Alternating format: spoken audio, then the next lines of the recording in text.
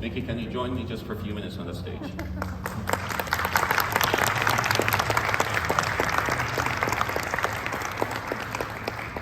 Thank you, Miki. So, maybe the first question, Miki, I want to ask you. Rakuten ecosystem is just unbelievably brilliant, with so many internet services that we have built. But as a foreign employee coming to Japan, maybe my biggest surprise was English. Maybe if you don't mind to tell everybody about what made you think about making English as a spoken language in Rakuten. Yeah, so as you may know, Japan is economically a very big country. I think at this moment, we are the second largest free economy in the world, as a matter of fact. But unfortunately, despite the fact, we learn English in elementary school, junior high school, and college. They always basically teach the grammars and reading and so forth, and hardly any Japanese can speak in English. But I thought we want to make the service company. And there are really many great manufacturing companies like Toyota, Sony, Panasonic, and so forth. But there aren't many service global companies in Japan. Right? So I wonder why, because Japanese have a very good culture of hospitality, and our service is probably one of the best in the world. But there is no global service company. We are internet service company, so I think we have to, how can we become global? And I just figured out we have to globalize the organization and people before globalizing our service. That's converting internal communication language from Japanese to global language, which is English, was very critical. And everybody kind of attacked me and criticized me, and this is not gonna work and so forth. But we got it done. Oh. And then you joined. Yeah. Partially because of that. Well, thank you, Miki. I mean, just to let all of you know, we in Rakuten Mobile, we have moved 65 nationalities to Rakuten. With their families, they moved to help us build this dream and aspiration. And thank you, Miki, for having the courage to do so. But I also want to tell you maybe behind-the-scenes story that many were not aware of. When we finally made our decision to go to an Open RAN architecture, I actually went to Miki. I said, Miki, I know I'm asking you to take a big risk. Why don't we do a strategy where maybe we divide Japan into two halves?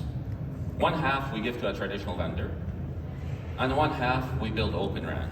To be honest with you, what Miki told me, I think not just me, but all our leadership team, completely shocked me. Because, no, Tarek, we're not doing this. We are either all in or nothing. So we went all in, and Miki, maybe a second question I want to ask you is just, what made you take this courageous decision to do this crazy architecture? Do you want an offshore answer or real answer? Be yourself as usual. Well, first of all, I don't think we had enough budget to do two architectures. Right. It's going to be awfully expensive. Two, well, this is kind of a little bit sensitive, agenda to talk about, but we didn't want to use, some the equipments provided by non-free economy countries. Thus, it's going to be very expensive. And third, when I started Rakuten 25 years ago, which is one of the biggest e-commerce and ecosystem in the world, we struggled. We struggled from scratch. And this was 25 years ago. Nobody believed anybody will buy anything from the internet, but we believe this is going to be the future. So it's kind of our DNA to challenge things, and which is gonna excite us. So I knew that this is going to be lots of obstacles and challenges, but I thought maybe it's worthwhile betting, right? And if it doesn't work, then maybe Rakuten will go bankrupt and we're going to start from scratch. Seriously, right? But I thought this is going to be worthwhile because what I really wanted to do is democratize wireless connectivity.